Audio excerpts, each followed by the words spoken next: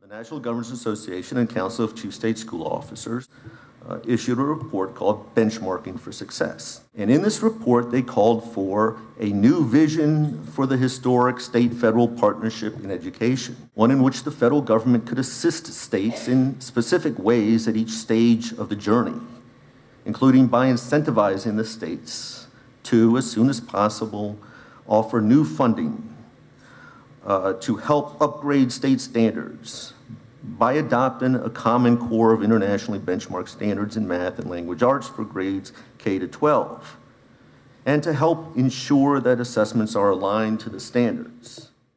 It's an issue going forward. So you have this structure, the Common Core are owned by the National Governors Association and Council of Chief State School Officers. The idea is to have standards that are common across all the states. You know, you have to implement the standards 100%. You can add 15%. You're not supposed to change any of the standards.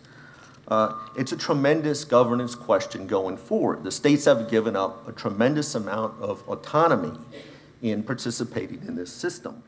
Instead of state-led, we had these private entities with no accountability to the states, to the people, asking the federal government to intercede in the business of the states.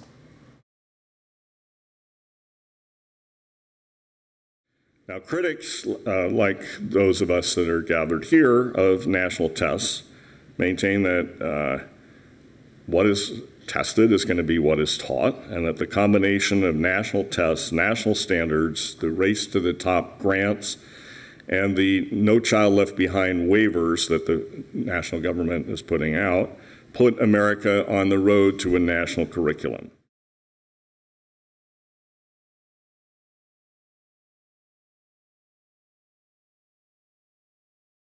For what purpose do we educate our children? And the progressives, to their credit, have a very clear answer. With the best in intentions, and perhaps also working with the conceit that they know best, they made clear that the purpose of education is first and foremost to training a workforce, for workforce development. Both the efficient and high-minded goals that they espouse lose their luster. Higher standards, as we've seen, actually mean demonstrably lower standards in states such as Indiana. And governments left to train their citizens, in practice, are more likely to train subjects than citizens. But philosophically, their vision also fails. The fundamental problem with all of these progressive goals is they put institutions ahead of people. If we truly want to put children first, we must empower the people who see the child as a person, right? A person created in the image and likeness of God, and that person is their parents.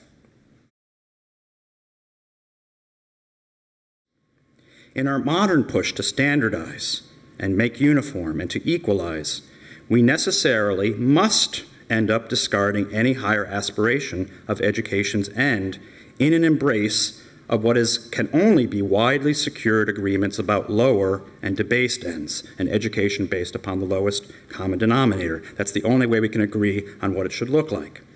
Our civilization thus shows its ultimate commitments through how it educates its young, that we think them incapable of anything higher than being workers in a deracinated, globalized economic system, but that they are not citizens or men or women.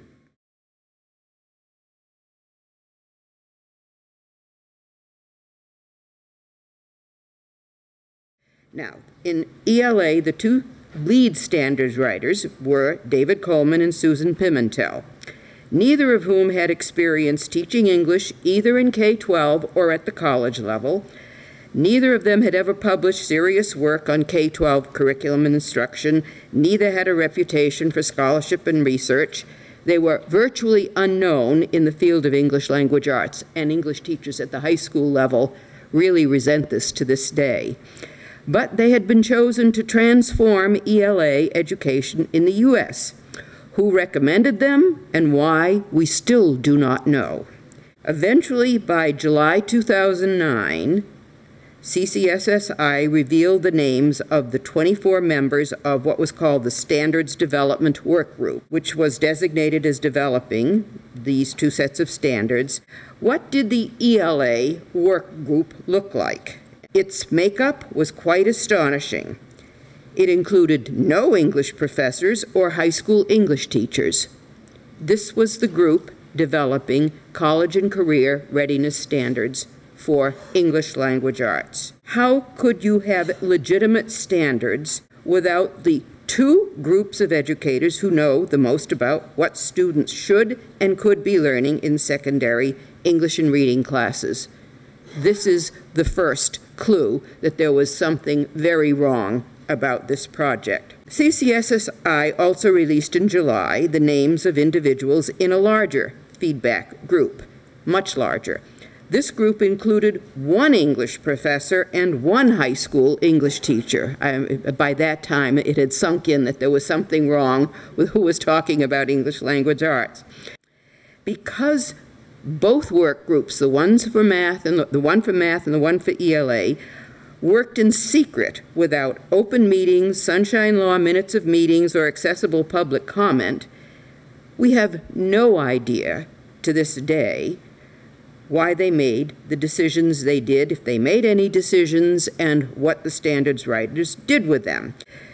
As a condition of membership, all the members had to agree to 10 conditions. This was pretty soon after we met in September, among which were the following, and I'm not going to quote all of them. The only two important ones at this point are ownership of all the Common Core state standards resides exclusively with CCSSO and the NGA. We were told that right from the outset. It didn't occur to me how important this was at the time.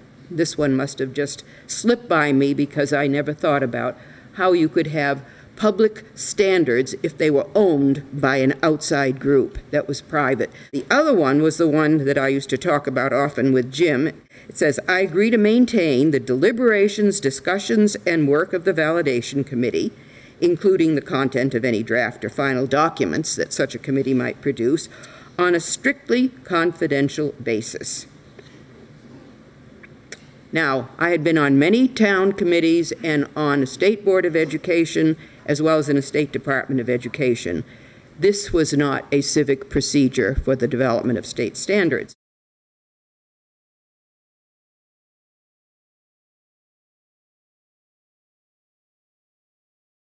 But we're the only ones in mathematics, in the mathematics group on validation, who voted against it, because both of us understood very well that what was going on there was, if anything, anti-mathematical. What does Common Core do? Well, Common Core defines college readiness as past Algebra 2.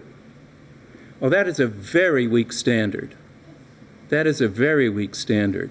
The next course over, trigonometry, the course over, pre-calculus, if a student intending to go into a STEM area enters the college world either through the community colleges or through the regular public universities or the private ones, enters with a preparation where the highest math course they took was Algebra 2, then they're going to have to take a remedial course, trigonometry or pre-calculus, before they can do anything else, and something like 2.1% of such STEM-intending students ever managed to get a degree in a STEM area, 2.1%. So if you're focused on STEM, then this thing says 0 output. That's the root of the current concern for me, is that with this going on, the colleges are going to be forced to lower their entry standards and indeed their first and second year courses. And that's going to be a disaster for the country. Michael Kirst, Professor Emeritus at Stanford, he was chairing the NAEP governing board to figure out if you can have the same standards really reflect both college readiness and career readiness. And he said, to my knowledge, no, and certainly the writers of the standard didn't present any evidence. Well, they declared it by fiat, that they are one and the same. There is no evidence behind it. And the evidence we saw today shows that they are below academic expectations. So maybe they are career ready. They are certainly not college ready.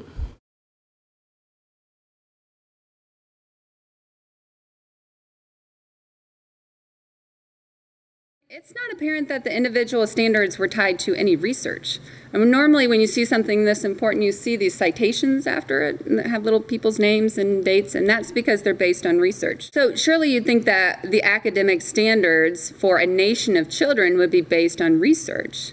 We don't want them to be little guinea pigs in experiments, or mice in psychology are the experiments, and we're going to just see how this goes, and hopefully it'll all work out. Saw this college and career readiness goal, and then they backed those standards down all the way to kindergarten. So instead of thinking about what's developmentally appropriate for a kindergartner, they're thinking, this is where we want that kindergartner to wind up. Let's track this all back down to kindergarten and have them work on those skills in a kindergarten way. There's some major flaws with that. You can train a second grader to answer abstract questions, but you have not really changed the internal process of understanding abstraction. You have trained them to answer questions. But you see this all throughout the standards. They'll talk about fewer, deeper, not a mile wide and an inch deep. They're always deeper standards, fewer and deeper. And really, when I look at them, often they're requiring these children, 8, 7, 9, who are right in the midst of this concrete operational period. Remember, they like concrete operations, no abstractions. And they're requiring them to explain, justify, and apply principles that are abstract in nature. And this is repeated throughout the math standards. It's no longer good enough to know that 7 minus 3 equals 4. You have to explain and justify how you came up with that answer.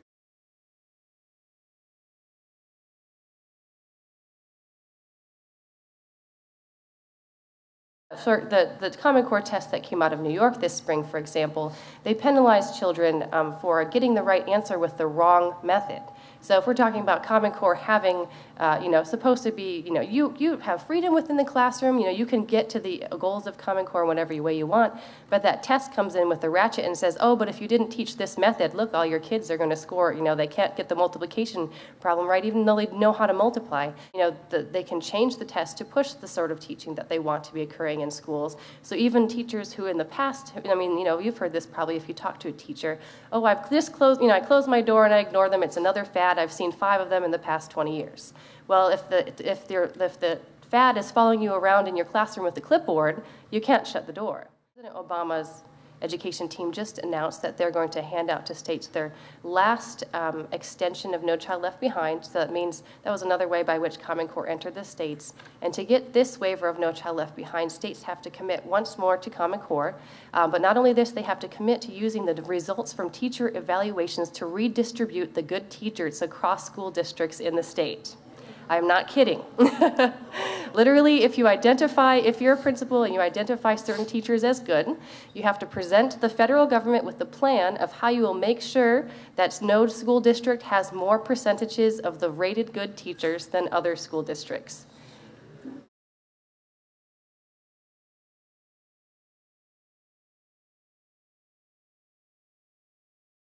This is what Arnie Duncan said about data. He said, hopefully someday we can track children from preschool to high school and from high school to college and college to career.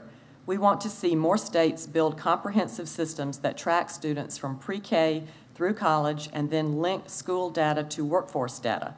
We want to know whether Johnny participated in an early learning program and then completed college on time, and whether those things had any bearing on his earnings as an adult. Now, if we're going to know all that about Johnny, we have to know everything there is to know about Johnny, from his birth through his career. According to the National Education Data Model, we're really talking about over 400 data points on each child. Now, that's not mandated, that's recommended, but we're going in that direction. Over 400 data points, and this would include things such as healthcare history, family income range, disciplinary history, voting status, religious affiliation. And once they get it, then they want to share it and can share it under the new FERPA regulations with literally anyone in the world, as long as they use the correct enabling language. It can go to the Department of Labor, to the Department of Health and Human Services, to, I don't know, IRS.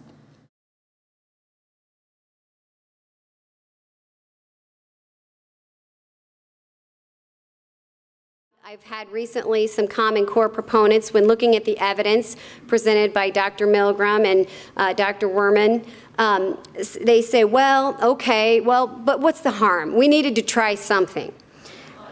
And, you know, it may be easy for them to say, what's the harm? But to me, with a parent, you know, as the parent of children in school, and for all the other parents who happen to have children in school today, it's not so easy. Because our children get only one shot at a good education.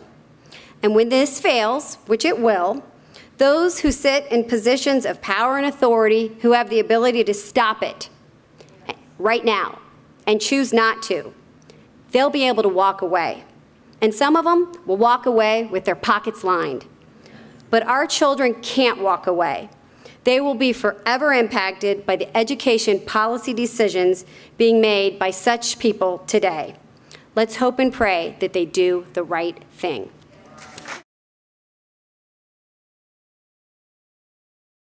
I decided to look on my own to get a better understanding of what drove Common Core. I mean, what is it that they point to that says these are the reasons we are making these decisions and changes?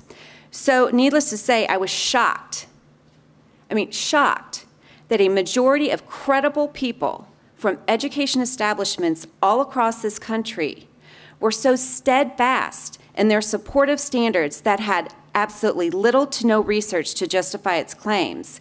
In fact, it seemed as if the research pointed in the opposite direction of the path the Common Core was taking, and reliable data and research was being ignored.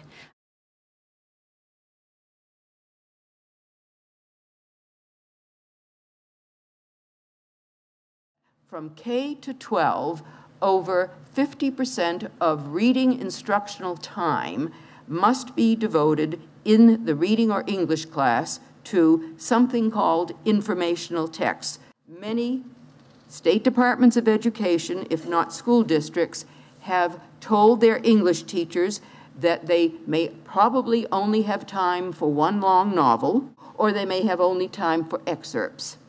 And the one English teacher I knew who was teaching the Odyssey was told that indeed all they would have time for would be excerpts from the Odyssey because there was too much informational text that they needed to cover at the same time. So what do we find of the presentation of the U.S. Constitution in the Common Core itself? And now I'm looking at the core documents exclusively. In the middle school age band, the students are required to read the First Amendment and also the preamble. They're not required to read the Second Amendment, of course not, or the Third Amendment, or the 10th Amendment, which is not in there. Apparently, the young critical thinkers we are told the Common Core will be making are not ready for the Constitution by the 8th grade, even though the core knowledge sequence, which is a well-known K-8 curriculum used by a lot of charter schools and a few district public schools, has students read the entire U.S. Constitution in the 8th grade. More surprisingly, students are not required to read the whole Constitution in the 11th or the 12th grades, only the Bill of Rights. Now, we could be charitable and say that the students will be reading the Constitution in government or history. If so, then why are we given the Bill of Rights in English and a book on the Constitution in the History Social Studies section of the Appendix B, but not the Constitution itself.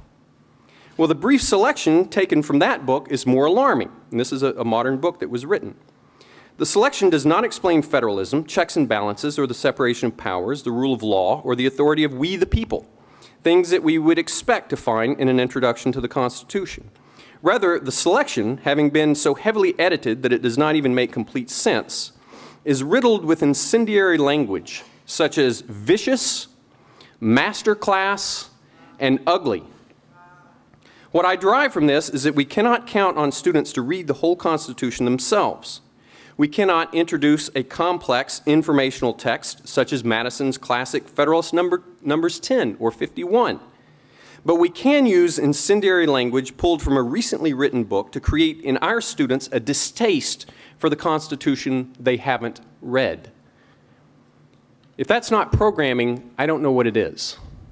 And if you don't believe me, turn to page 176 of Appendix B in the Common Core English Standards.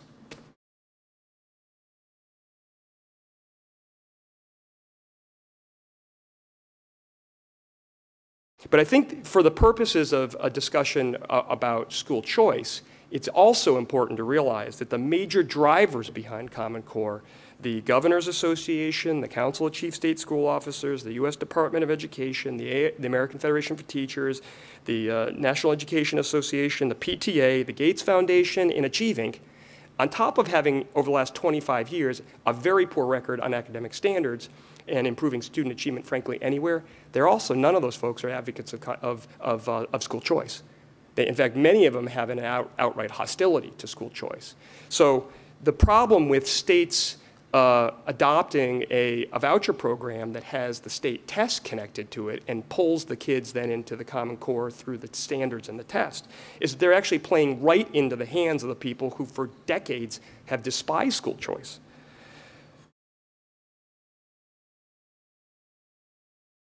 The goal is to include the data of all students, homeschool, private school, and of course public school students in these statewide longitudinal data systems.